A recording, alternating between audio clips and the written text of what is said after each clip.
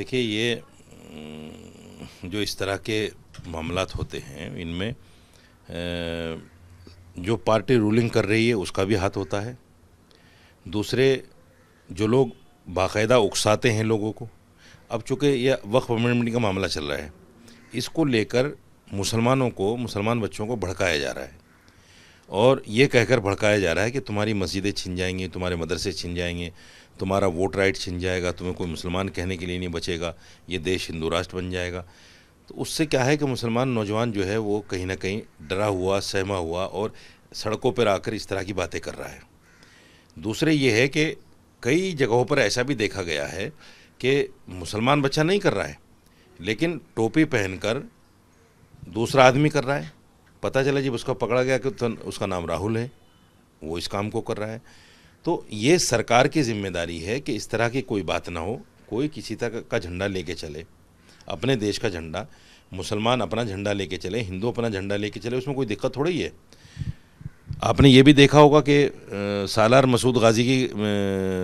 मज़ार के ऊपर चढ़ गए लोग, वो भगवा झंडा फहरा दिया। आपने ये भी देखा होगा कि नवरात्रि के जुलूस में मस्जिद पे चढ़ के लोग मस्जिद की मीनार पे झंडा लगा रहे हैं, मस्जिद की मीनार को तोड़ रहे हैं।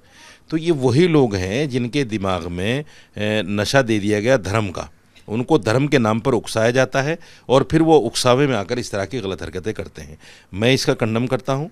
कोई भी मुसलमान, उसको ये अधिकार नहीं है कि अगर कोई भगवा झंडा लेकर चल रहा है या गाड़ी पर लगा कर चल रहा है वो उसको उतारे या उसके खिलाफ कोई बुरी बात कहे। वो उसका धर्म है, वो अपने धर्म को फॉलो करे, क्योंकि कुरान ये कहता है कि उसके लिए उसका दीन है, उसका धर्म है और हमारे लिए हमारा धर्म है। तो हम किसी के धर्म को या किसी के धर्म के मानने वाले को उसकी वेशभूषा से या उसकी बातों से जानकर पहचान कर उसके साथ कोई इस तरह की बात ना करें। इस्लाम भी इसको मना करता है। जो लोग इस तरह की हरकतें करते हैं वो इस्लाम के खिलाफ हैं और वो कहीं ना कहीं मुसलमानों को बदनाम करने का काम कर रहे हैं। देखिए, समर्थन इस तरह से है कि एक सकारात्मक काम होना चाहिए। आज सरकार जो कदम उठा रही है, ये कदम बहुत पहले अब पिछली सरकारों और हमारे मजहबी लीडर और समाजी लीडर जो मुस्लिम हैं, उनको मुस्लिम समुदाय की का गरीबी और पिछड़ापन और दुर्बलता पे उनको पे नजर होनी चाहिए, क्योंकि वक्फ की जमीन न दान की जाती है और न ही खरीदी और बेची जाती, क्योंकि वक्फ की जमीन शरई कानून के हिसाब से वो खुद दान कर देते हैं। लोग जो दान करते हैं उनका मकसद ही यही होता है कि समाज के गरीब, पिछड़े और दबे कुचले, गरीब, असहाय, बीमार लोगों के लिए शेल्टर होम हो, आश्रय होम हो, मदरसे हो जो बहुत अच्छे और एडवांस हो, कि एक इमाम मस्जिद मदरसे का या मस्जिद का एक इमाम भी हो तो वो एक IAS ऑफिसर हो, जज हो, अधिकारी हो, समाजी लीडर हो, राजनीति लीडर हो। हमें इमाम की जरूरत है, मुस्लिम कम्युनिटी में इमाम की भी जरूरत है और डॉक्टर और जज की भी जरूरत है। और महिलाओं के अधिकार,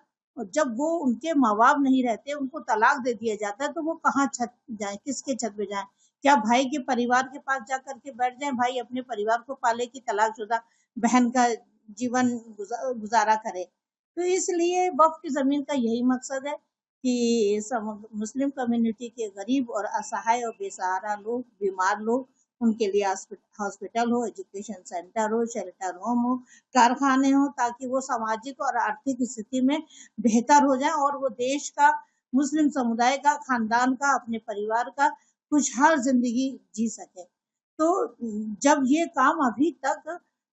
वक्फ की जमीनों के साथ में नहीं हो पा रहा था, और समाज में ऐसा नहीं कि 100% नहीं हो रहा था, समाज में कुछ लोग वक्फ की जमीनों पे अच्छा इस्तेमाल कर रहे हैं, एजुकेशन सेंटर खुल रहे हैं, मदरसे खुल रहे हैं, लेकिन वो जितना काम वक्फ के विभाग को करना चाहिए वो ईमानदारी से वक्फ विभाग ने नहीं किया। जमीनों की लूटमार होती रही, सही मकसद पूरा नहीं हुआ। तो हम सरकार से उम्मीद करते हैं और गुजारिश करते हैं कि आप ये अधिनियम लाए हैं संशोधन करके, तो इसमें ईमानदारी से, पारदर्शिता से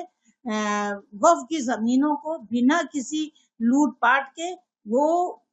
समाज की दबे कुचले लोगों के लिए शेल्टर होम हो, आश्रय होम हो, मदरसे हो, कारखाने हो, मदरसा मॉडर्नाइज हो, ताकि वहां से इमाम भी निकले और जज और IAS अधिकारी भी पढ़ के निकले और वो काम करें समाज का, और उनकी आर्थिक स्थिति बढ़े। सच्चर कमेटी ने भी यही कहा था कि मुस्लिम समुदाय की हालत दलितों से भी बदतर है। जब ये रिपोर्ट है तो उसको आप सच और सकारात्मक वर्तमान सरकार करे। अभी तक किसी सरकार ने मुसलमानों के